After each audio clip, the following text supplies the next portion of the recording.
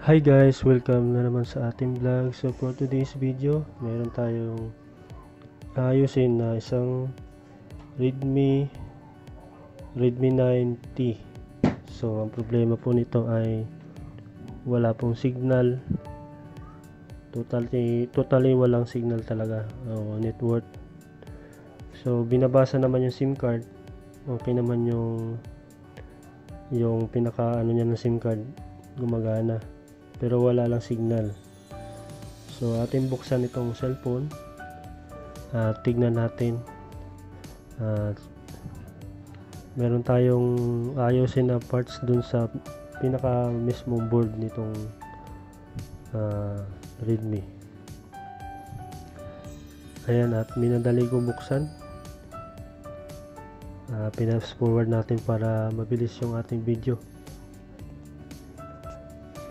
So ito po yung board guys. Ayan, at ito yung ating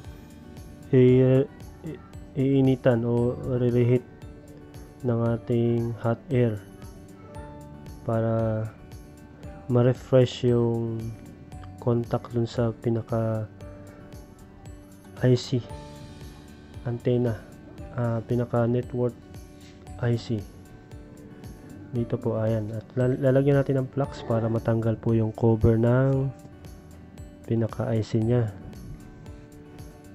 So hinanap ko yung aking pinaka holder ng board, hindi ko makita kaya ginamit ko na lang splice. So ayan, natanggal natin yung pinaka metal, yung pinaka takip nya. Sunod natin ay yung IC na maliit. Yan po yung sa network ng signal or signal. Yan po yung switching ng signal. So ating iinitan, lagyan muna natin ng flux para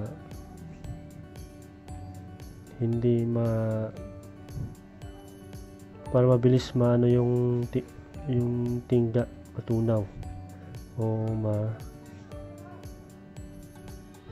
yan. So hot air natin guys para magalaw-galaw yung parts para ma-refresh yung tingga nya. Ayan. So ang ginawa ko dyan guys, inalog-alog lang natin yung mga parts para ma-align dun sa pinaka pinaka contact dun sa IC at saka dun sa board para ma-refresh ulit. Yan. Ang tendency kasi niya mga guys pag ganyang mga problem, minsan nababagsak or sa sobrang init ng board nalulusaw yung tingga, nawawala sa contact dun sa pinaka IC. Tapos yung ginagamit mo tapos nabagsak, yun, mainit yung board tapos nabagsak, yun, naaalog yung parts ng parts ng board. Kaya yan, kaya nire-resolve natin gamit ang hot air natin sa pag-repair ng cellphone. So ito po ay Redmi 9T. Ayan, so sinilip ko ng sinilip natin ng kung okay yung IC, kung na pantay ba dun sa pinaka pattern. Ayan, nilinisan natin at pinalinis ko pala guys dyan ay lacquer thinner, pero mas maganda panlinis yung fluid. Yun yung magandang panlinis. Yung thinner kasi matagal, patutuyuin nyo pa. So ito, at ikakabit na natin sa pinaka ano niya, pinaka cover niya.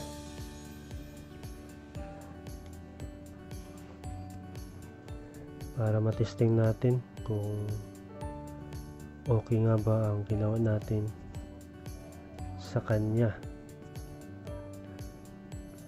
So guys, kung bago lang kayo sa aking YouTube, please subscribe and click notification bell para lagi po kayong updated sa ating channel. At pwede po kayo mag-comment. Hindi lang po cellphone ang ginagawa natin. Mapa computer, mapa TV, basta all kinds of appliances. So yun ang ating ginagawa. So yan, na-intact na lahat. Insert na natin yung SIM card para makita natin at matesting kung gumana ang ating unang technique na ginawa. So yun na, lumabas na ang logo ng Redmi.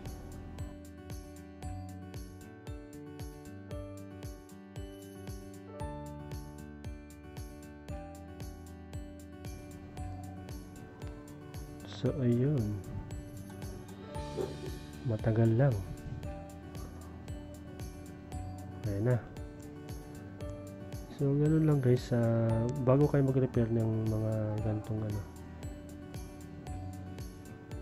kailangan alam nyo yung diagram ng cellphone.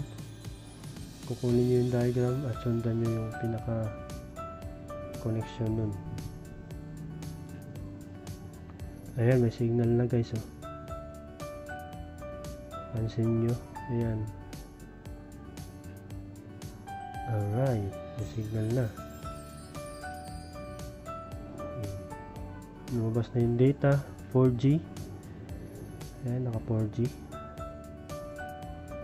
So yun, at nadali natin itong cellphone na to.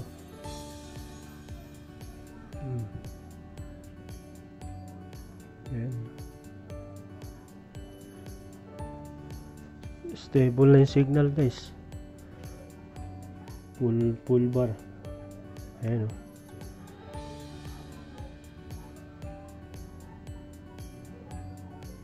So yun, maraming salamat sa panonood ninyo, at kung nagustuhan nyo po itong video, please subscribe and click notification at paki-like na rin at i-share.